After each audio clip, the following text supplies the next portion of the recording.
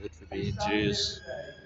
To remember the innocent people murdered on October the 7th by Hamas and many Palestinian civilians. The 48 hostages, both the living and the dead, still held in the terror dungeons of Gaza, and for whom we demand an immediate release, and the brave IDF soldiers who have given their lives defending Israel. It is clear that many people have forgotten the horrors of October the 7th. So let me remind them. On Simchat Torah 2 years ago, over 1,200 people were butchered, shot, burned, and beheaded by the genocidal Jew-hating terrorists of Hamas.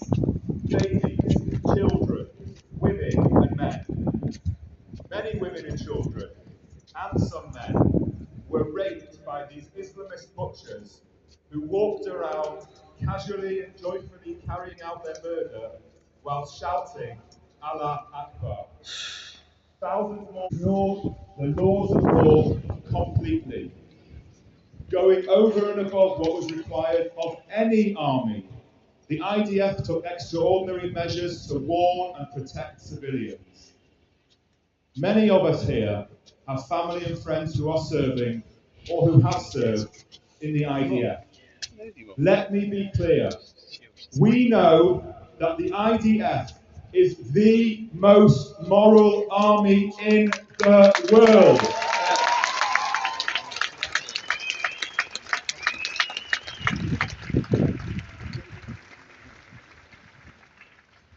What did Israel receive in return? A growing movement of Western governments, including our own UK Labour government, displayed an ever-increasing willingness to believe the lies and propaganda of Hamas and its Islamist and far-left supporters in the West.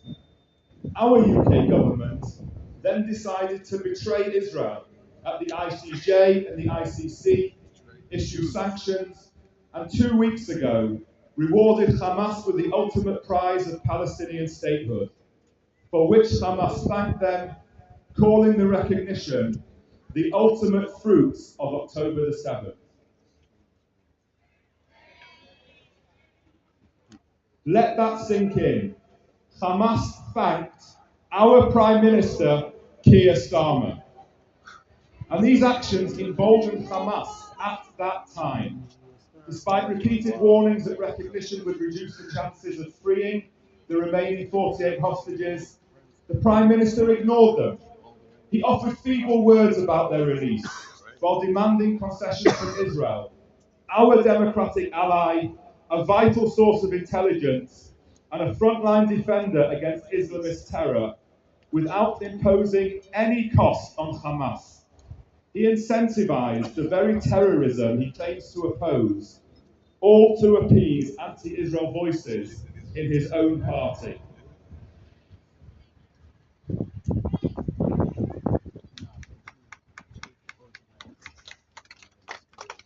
Having defeated Hezbollah, significantly weakened Iran, and hugely degraded Hamas, the axis of evil, Israel now faces another front seeking to damage it, while simultaneously strengthening its enemies.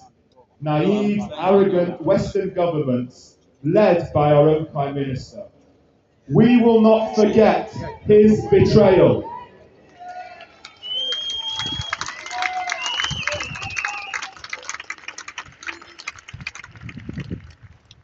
Thankfully, Israel has one true friend in President Donald Trump, who we hope will now bring our hostages home and, together with Israel, ensure the final defeat of Hamas.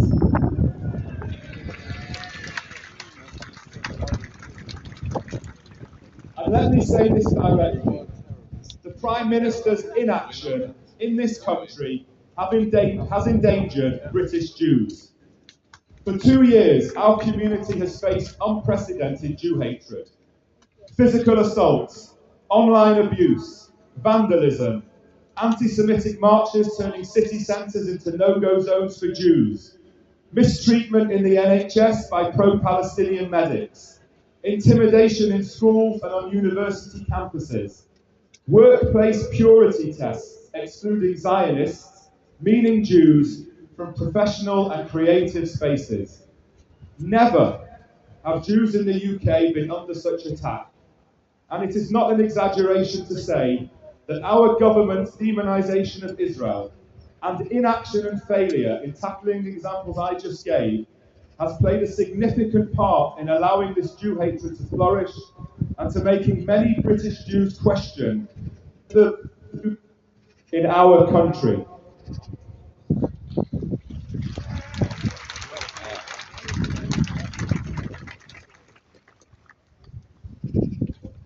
When you fail to act on constant calls to globalise the Intifada, the results are that the Intifada came to our Manchester Jewish community with horrific consequences. Shame on them for allowing this hatred to flourish. This too, we will not forget.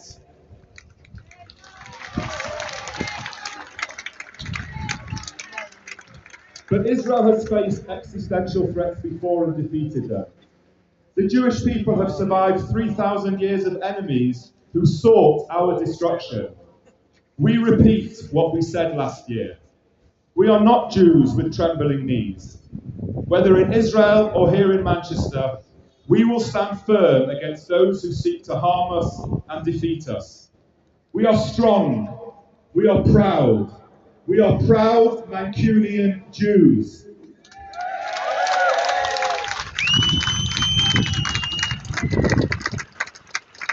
Never again means never again now. As Joshua 1:9 says, be strong and of good courage. Do not be afraid, nor be dismayed, for the Lord your God is with you wherever you go. We are not Jews with trembling knees. Am Yisrael.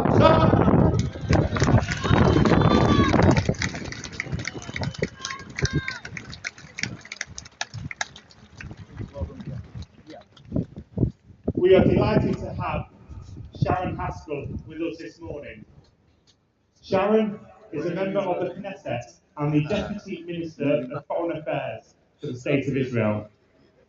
She is a passionate defender of Israel's security, a champion of free speech and democracy, and a tireless advocate strengthening Israel's voice in the world. Wow. I cannot explain to you how it feels to see all of you after this horrendous attack out in the open with British flags and Israeli flags, waving it out proudly. You are so brave. Thank you.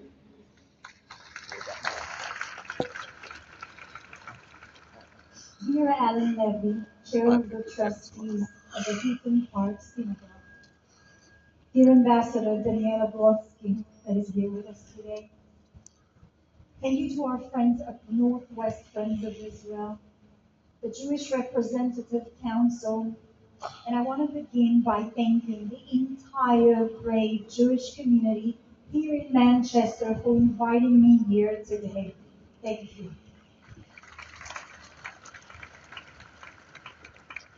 We gather here today in grief and in anger. Two British Jews, Adrian Dolby and Melvin Kravitz, were murdered at Heaton Park Hebrew Congregation Synagogue in Manchester on Yom Kippur by a terrorist. On the holiest day of our calendar, in the days just before the second anniversary of the 7th of October. This was a terror attack directed at the very soul of our community. The Jewish community is under attack, and I am here tonight to express my solidarity with British Jews all around this country, to call out the anti-Semitism that's out of control in the UK, and to mourn the lives of those who were murdered.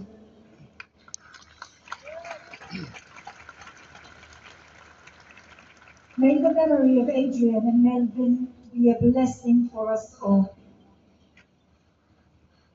How often often have we in Israel and the Jewish community in England warned British officials that anti-Semitism is out of control in the UK, that it would lead to a tragedy, that if tens of thousands of Muslim marchers in the streets supporting Hamas and the police and the government does absolutely nothing to stop them, the next step will be inevitable.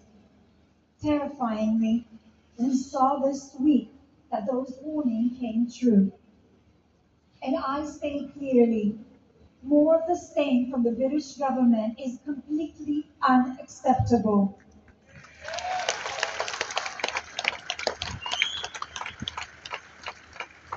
What is the UK government going to do about the tsunami of Jew hatred and violence on Britain's street that has exploded since the worst massacre of Jews since the Holocaust on October 7?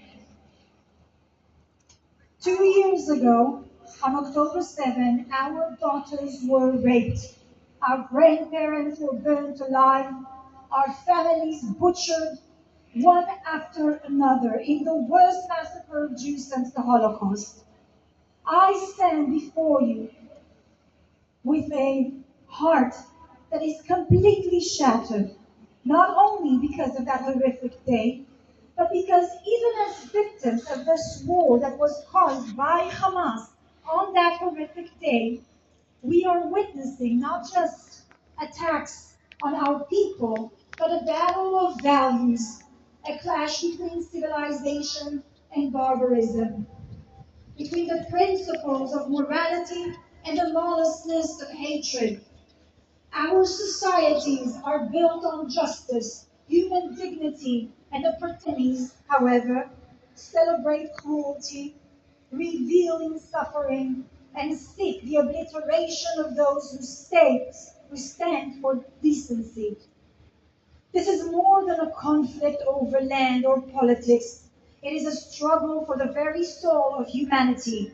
And we cannot remain silent in the face of such evil. Neither can we afford to lose. Our lives continue to be threatened every single day, even when we are abroad. The fact is, it is unsafe for Jews in the UK. Here in Britain,